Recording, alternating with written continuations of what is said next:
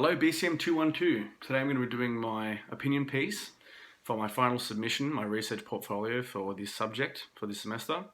So my project is called Australian Film and the COVID Conundrum. And for this project I've looked at 9 films from a timeline from 1979, starting with the film Mad Max, directed by George Miller and starring Mel Gibson. So the film starts with Mad Max. There's 9 and they're across 3 different streaming platforms: Binge, Stan, and Netflix, because they're the 3 main platforms that I use for streaming.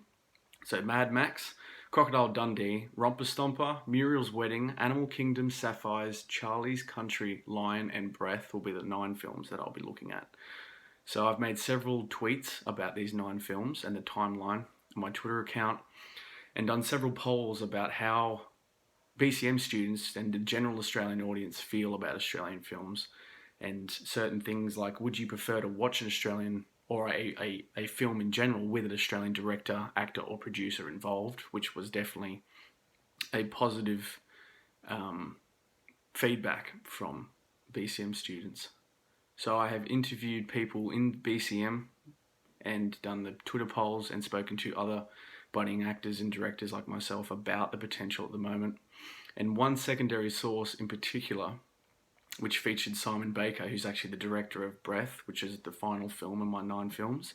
And he was lobbying with a bunch of Australian film industry workers about trying to maintain the buzz at the moment from international productions in Australia.